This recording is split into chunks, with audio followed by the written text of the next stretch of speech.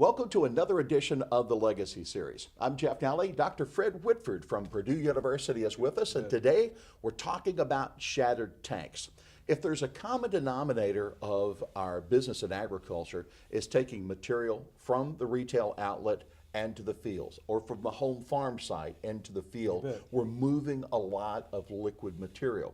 If you're the driver of that, you're responsible. If you're the owner of that product, you want to keep it in the tank until it's time to put it into the machine or onto the field. But not all tanks are created equal, and they do have weaknesses. You betcha. So, for instance, what we're going to be talking about poly tanks, and the title is Shattered Tanks, which is something we would rather not see. So poly tanks got a lot of advantages. They're relatively cheap. They're easy. You could find them around anywhere around your community. Some of the downside is they're still plastic tanks, and we're worried about these tanks breaking down and spilling their loads. Such an advantage, and I know we still use the steel tanks, but obviously we're conscious about the weight. I remember on the farm we had a 1,000-gallon steel tank, and we put it on the back of a straight truck, and that's what we use hauling water back and forth to the field for the sprayer. Obviously times are different now. Farms are larger, a larger need for water. We need more volume, but also it's just not practical to have that steel tank in every circumstance, especially if some of these poly tanks are available for us. Now, poly tanks are not all created equal, and sometimes, as you're going to show us, they fail. That's correct, and thus shattered tanks. And so there are many reasons, Jeff, why these tanks fail like this, and they blow out like an egg. So if I was to take an egg and just drop it, that shell of that egg, it would just completely splinter. And this is what happens to these tanks when they go bad. So this is a tank of a particular size, I don't know, what would you say, 1,000, 2,000 gallon, more likely, and whatever was inside it's now out. Now, even if that's just water, you still are on the roadway, and there are other motors that are reacting to this sudden volume of liquid. Yes, but that water could have easily been herbicide, could have easily been fertilizer. It happened to be your lucky day, it was water. But if I release 1,000, 2,000 gallons of water on the road, people are going to react to it like we all would.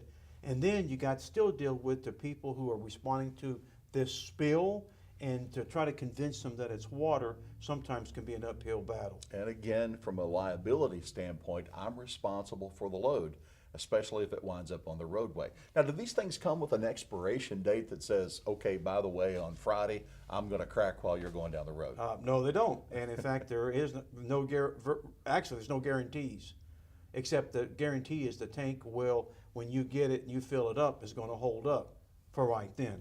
Not all of them just break out the rear of the tank. They break in other ways, too. That's right. They can break on the sides, such as this one here. And if you think about these tanks, Jeff, you can see if I'm taking one of these transport tanks down the road and that this water is sloshing back and forth, it's creating a lot of stress on these tanks.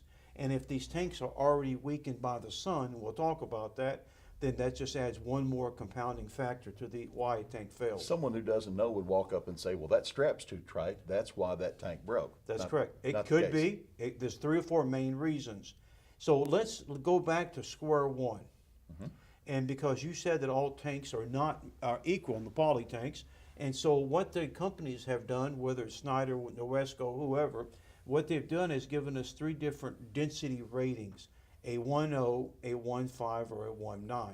And all that means is that 1.0 is meant to hold the weight of water, which is about 8 pounds. And it's thinner than, per se, the 1.9. Yes, it has less plastic per square inch, that density.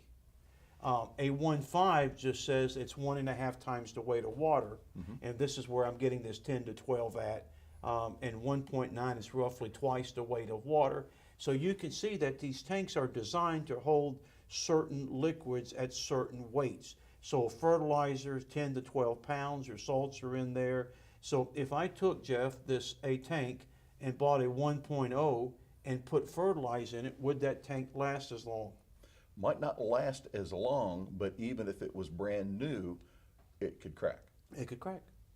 So if you're shopping for a tank and you say, well, so-and-so retailer's got a 1,000-gallon tank for this much, but this guy costs this much more, maybe you need to look a little deeper and see what's the density of the plastic. I could give you example after example. My best one was doing a program, and farmer was in there, and he left as I was doing this part right here. He came back. I said, Bill, why did you leave for? He said, I just bought 2 tanks. And I said, and were you concerned about the density? He said, yeah, I never knew about it. So when I asked him, he says, I don't know what, you bought a tank. So what he did was he went to catalog and he bought a 1.0 tank.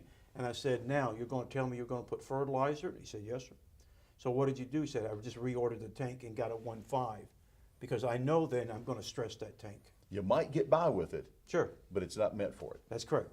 So it's not designed for that. And then this 1.9 is about twice the weight of water.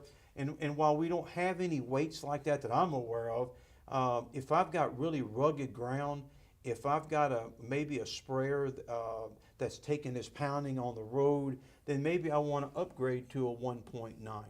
But I think it's the problem from 1.0 to 1.5 that causes us a lot of problems. So if you're just hauling water to the cattle a couple of times a week, 1.0, you're probably okay. That's perfect. If you're taking that down a rough, beat-up road to get back to the pasture, maybe you need a 1.5 to do the course. If you're carrying herbicide, fertilizer, or other on a rough road, maybe you need to think about spending a little more now to prevent what could be tragedy later on. But to make your point at the beginning of the discussion is, what we have here is people will say, Fred's 1,000-gallon or 1,500-gallon tank is this much per gallon. Jones is this much per gallon. What they're doing is comparing apples and oranges. One of them might be trying to sell you a 1.5 and one is selling you a 1. You buy the cheapest tank and it may not be what you need. So you got to know what you're going to use the tank for, basically. Absolutely. Makes sense. We use tools for other purposes. Sure. So how do you know? What labels on these that would tell me? Well, if you can see here the 1.5, and as long as you have that tag, which doesn't stay on it forever, then that's telling me that this is meant to hold basically fertilizer and salt, that heavy material. So if I'm an employee of a retail company and I'm hauling product up and down the road, whose responsibility is this? Oh, that's a great question. The responsibility, the driver is always responsible for anything that happens on that truck while operating the truck. So if something breaks, you're going to be held responsible if there's an accident. Now, obviously, we have companies that insurance, we have other things, but that driver is behind the wheel, is responsible for the equipment that they put up on the road. With regard to the Department of Transportation, are there rules and regulations with the density of tanks that apply? No. So I can take a 1.0 tank, put in fertilizer, put it on the truck, and that has nothing to do with DOT. What it does have to do is if there is a spill, and then how it's reported, you still had the spill no matter what. Circumstances to read ahead of time, Wow. to know what you're purchasing and how you're going to be using the product. Now, I understand that pretty soon, after a couple months of being weathered out there, that tag is going to come off, and we'll come back to that. The second thing that we get confused on, and if you notice in this picture, one of our dealers back in Indiana, can you see the different shaped tanks here that we've got, Jeff? This is a cylinder tank, looks almost like a silo or a bin. The tanks that we have here look like they have more of a flat side to it. They're more of an oval shape, even to the side here that's closest to you there. They look like they may be more meant for transport. That's exactly right. So the shape of the tank tells me a lot. These are the transport tank, the hot dog tanks, and then these tanks here are the flat bottom tanks that's meant to go on the ground. Is the construction of these tanks different outside of just the shape? Perfect, much different. So these tanks are meant to take pressure on the ends when that fluid's going back and forth and pounding on the ends. So what they've done is they've actually thickened it up back here. And I don't know if you can see it here. It looks like there's little indentions. If I looked in that tank, that's where we have It's the baffles. It's baffles. There's some baffles there in the bottom. It's also probably reinforced a little bit better where it's going to be strapped down. Now that's one design there. What about the storage tank? So the storage tank, if you've ever filled one up or taken stuff out, that it contracts just like a milk jug. And so what they know the pressure is right there on the base. I always say up to knee high. That's where they thicken them up a little bit to give me added pressure where the added pressure is at. And you'll see some, not on these, but where the bung fits on, then that's also a weak area that they thicken up as well. So it would be easy to use this as a storage tank or a hauling tank. Yes. But if you want to try to take this tank and haul with it, you're using it for a purpose that it wasn't designed. That's correct. So now you add a 1.0 carrying fertilizer. You take a storage tank and put it on the bed of a truck. Then now you've seen that's 2 strikes against you already. Now there's a reason why people put the round tanks, flat bottom tanks. I can put more on a trailer. They fit nice. Sure. All right, so I understand that, but I've got 2 strikes against me now, both of them having to do with design. There are still other elements to consider because not only are not all created equal, they're not used the same. That's correct. So this would be your typical example of one transport tanks. They will have hoops, and we'll talk about this a little bit more. Hoops, they're designed this is what they're designed, that's what they're made to do. Mm-hmm. Now, these are flat bottom tanks, close up. We talked about the stress points being somewhere around knee high here and around this bung when we've got these heavy hoses and that plastic is moving. Mm-hmm. So again, each has their own designs, and so when I take a storage tank and I put it on a trailer, this could be your DOT question. You know, we're only allowed to carry 80,000 pounds, right? It would be kind of hard. We'd have to do a little figure to see how much is on this one. But can you see it where it cracked right there? Mm-hmm. And so when they normally crack, it's like I said, like an egg. So this is the design. Could be a 1.0 tank, and there's one more factor of sunlight breaking it down. So you could easily have even here a 1.5 tank for a fertilizer solution. But this tank is not designed to do that. And if you're talking about that knee high, I'm looking here on some people that is about knee high where it might not be reinforced as much, and that's where it broke. That's correct. Now, to compound those two things, the number one enemy of a tank is actually sunlight. And Jeff, have you ever taken a 5-gallon jug outside and left it over the summer, or a milk jug, or again, a 5-gallon, even a hard bucket? What happens at the end of the summer when you kick it? Cracks. It shatters. These tanks are no different. Now, they have UV protection in them, and the difference is we're about the same age. If you remember that when we were young men, our cars that we bought, all the dash was just beat up. All the plastic seats were just cracked. Now, today we've got better UV protectants. But UV is what breaks it down. Helps them last, but they won't last forever. That's right. They don't last forever. And there is no date that tells you how old a tank is. There's no information that says this tank is old or whatever. I've got 2 strikes: misusing the tank, storage on transport, and the wrong density. Now we're going to add the sunlight factor. So nothing exciting here. Just looks like a white plastic tank. Yeah, that's right. That's what a plastic tank looks like. Now, what happens when these tanks start breaking down and the UV breaks it down, you start seeing this crisscrossing here. You actually had a better example. I said alligator skin, checkerboard. Looks like a leather football or other where there's texture. There's textures, and that's not a good thing. So what that means is that this tank now, the sunlight has broken it down, and you're getting these cracks that are appearing all inside of it. Here is another one of a green tank. And by the way, color makes no difference. They all have UV protection, whether they're white, yellow, black, red, blue. Many of the companies will sell maybe a 1.5 in a blue color. Maybe a 1.0 would be a white color. But that's just for selling. It has nothing to do with how long they last. And the problem with the poly tank is right there to my left.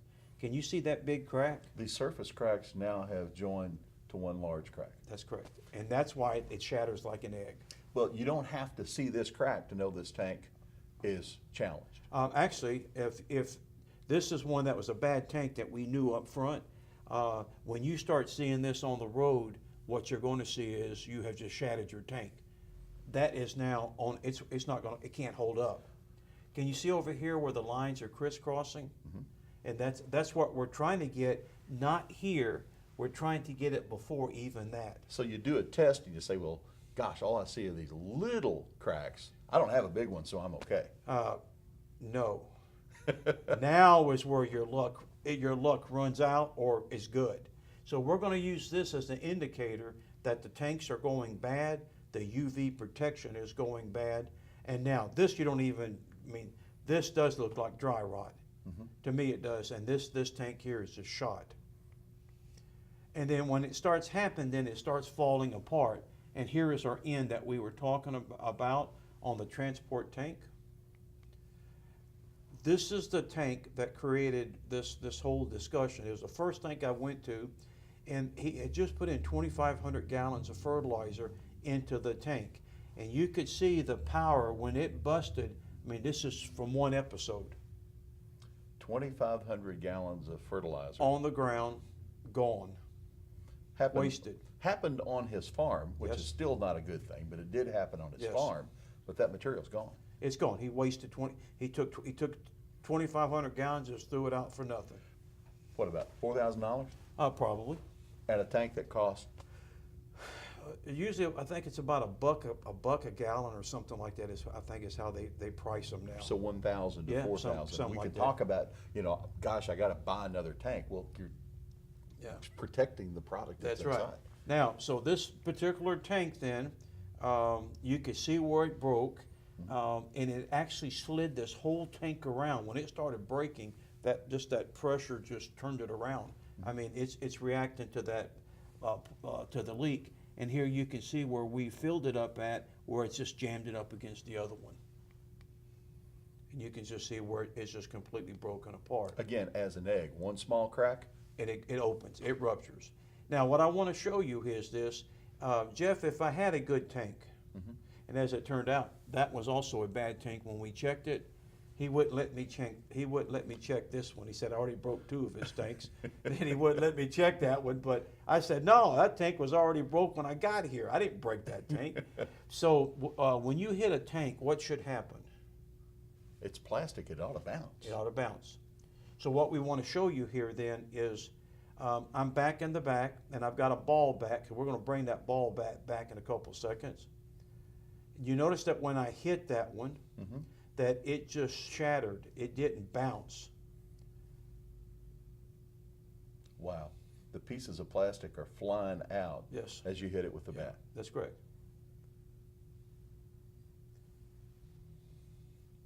That's a hole you made, and you're looking Yeah. through it. Yeah, now it's a bad tank, right? Right. But of course, the whole front is blown out as well. So, so what we're going to do now is hit it again, and you can see when the tank is that hard that it just chunks of it break. Now, so the idea is how can we do? Your question was preventative. All tanks will wear out. Let's flip what you said. I got the right tank. I got the right density. Tanks wear out. Sunlight breaks them down. So what we're going to do here is you use a water-soluble pen. And so for an on-the-ground tank, let's just say you'll check it knee-high around the tank and around the bung. And then on a transport tank, you're going to use this pen and look at the ends and also the bung. So what Mike's got is a water-soluble pen. If there's any cracks that you saw, those internal cracks, it wipes off. And when you move in tight to it, And you're going to see, I mean, it just jumps up. I don't know, can you see that from where you're at, now Jeff? now's where it looks like the texture of leather. That's correct. And if you had the surface of the tank that was new, you wouldn't see this at all. That's It would correct. wipe off, and That's they'll all correct. be the same. But now the outer layer is broken down, and we're starting to get into the thickness of that That's tank. correct. So now you got internal cracks that you couldn't see with your eye, and that pen allows us to see these cracks. Now, next thing you do here is, and you could see the UV protection. This had a decal on it. Can you see how blue and protected, that was the original color? Right. And if you looked at this right here, it's gray. How much fade there's been? Yes, I took a high pressure washer, and I could actually blow these layers off. That's how bad it was. So when you see the cracks, you should sell the tank. When you see those lines, alligator skin, leather, football, all of that. But a lot of people said, no, it ain't broke. I can get some more use out of it. Okay? Let's put it to the bat test. So what Mike is going to do here is going to take the bat. So if it's a good tank, it's pliable. Yes. It'll take this hit That's and correct. bounce right Not off. an issue. Or if it's not a good tank, then we're going to find out pretty quickly if that egg is Yes. going to crack. That's correct. And, There's the shot. Ooh. and no bounce, and you can see the crack that's right there. Well, you could say, well, that's only a little crack. Well, yeah, but we're going to hit it again here, and actually, when you see how deep it goes in. Now, is that a little crack? Now, you like that one better? The structure is It's just now unstable. the argument is that broke my tank. Well, the tank was ready to go. Had those lines on it. This tank needs to come out of service. So you had a farmer that gave you a situation about this, and Oh, you were yes. testing tanks, and he didn't seem very happy with you. No, he didn't, because he said I broke his tanks. Another one was come up to me, and he looked me in the eye like most farmers do, and he says, "Are you the man from Purdue that told my son to hit the tanks with the bat?" I said, "Maybe," because you never know. And so he says, "Because of you, I had to buy 2 new tanks, and these were outdoor storage tanks. So these are, I'm going to guess, 10,000-gallon tanks." Spent some money. Spent some money, and then I'm just looking at him, waiting for the punchline to see what was going to happen. The punch to me. or the punchline. The punchline. As it turns out, he said he thanked me because we saved him lots of money because those tanks were ready to go. And that's the whole point. There's a longevity of these things, and when you reach it, it's time to replace them. Shattered tanks is what we're talking That's about, what- and you can see that they're not all created equal, and they certainly do have weaknesses. That's correct. And we were able to get it with the pen and then with the bat to do the test. Now, one of the parts that we often forget, Jeff, is right here. And if you look right in here, you can see kind of where that stress on that tank is. That ain't nothing but a piece of plastic. And you can see here that the way that this tank is basically, I don't know what's keeping this tank on. I assume it's this sideboard here, but everything is stressed right there. I've had lots of tanks go bad right here when just for this reason here. How do you fix that? You don't. Sure you do. If it's broken, Oh, if you it's don't fix broken. it. You could prevent it by supporting That's the correct. fittings so It that ain't you hard. don't, so you don't have that stress that's That's sitting on it. correct. But if it's cracked, it's cracked. It's gone. So you can now buy some of these companies. Now we don't have a lot of tank manufacturers left in this country, but what they've got here is an internal on the inside that I'm going to show you here. And you can see this is on the inside, and you've got this support piece. So when you pull down or pull up, you've got this piece on the back that's going to rest this whole thing on that plastic. All right? And so, we said what? The tanks, right tank, right place, the right density, and use it a pen test. And probably then what's difficult is actually holding the tank in place. So there's nothing wrong with what he's done No. here by having a flexible strap and holding on a No. tank. What I liked was the idea was that he's got this piece, I assume that's a strap in the back, that's underneath it, so that none of this metal here is going to rub on it. So I was real happy until I went to the other side, and then I saw this. Where the protection has now slipped below where Yes, the buckle of the that's strap correct. is. So now I got a piece of metal. So metal on plastic obviously is not a good thing. So this is where just a little bit of maintenance, we could have done something better to prevent something from breaking. Now, difficulty is keeping these tanks on a moving truck. And almost everything comes with this sort of warning. And tighten bands, hoops after filling. Any ideas why? Well, I would think that the tank is of a one size when it's empty, but when you fill it, it's got to move. Yes.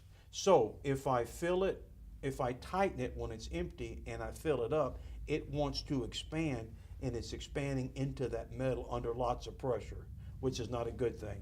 So what they want you to do is to fill it up, then tighten them down. But what's the flip side of that? When you start to take the material out, then the tank changes That's correct. size and dimension, and That's you have to adjust the straps Yes. again. But again, at that point, we should have very little material in it, which I guess that's the idea. So, these hoops that come with it, the bands that come with it, they'll work up to some point. And what I like that a lot of people are doing, I don't particularly like metal on the plastic, but if I had a little piece of rubber here or something, but what they're trying to do is to keep it inside of the truck, hold it down with the pipes and the straps and stuff, but then have that there to kind of give me some support when in fact it is loose. Keep it from walking around. That's right. That's right. So, you know, Jeff, it doesn't seem real hard. You know, here what they're doing is actually doing both the hoops and the straps, trying to do everything that they can to keep this in place and not moving. So this is our idea, is to move this stuff, our chemicals, our inductors, and whatever we have in here, is to get it to the job site without it cracking. So let's take it home with this one. You betcha. Again, we're talking about shattered tanks, so they're not all created equal and they don't last forever. That's the two main points. So they're not created equal. I got a tank that goes on the ground, tank that goes on the truck. I've got tanks that have 1.0, 1.5, 1.9. We should know what that means now. They have different densities because of the weight. Even if these two are correct, when the sunlight breaks it down, then I need to have a pin test to be checking for those internal cracks, the checkerboard square. And then lastly, always check the straps and hoops just to make sure that it's somewhat tight to keep it on the truck. Well, the purpose of agriculture is to produce, and to produce we have to take materials to the field, and we need that transported safely, A, for yourself, and B, for the people that are around you, and for the environment that's around you, and that responsibility falls on whoever's behind the wheel. So, tanks shatter. Keep it in mind and make plans to be safe for the seasons ahead. For the Legacy Series with Dr. Fred Whitford, I'm Jeff Nally.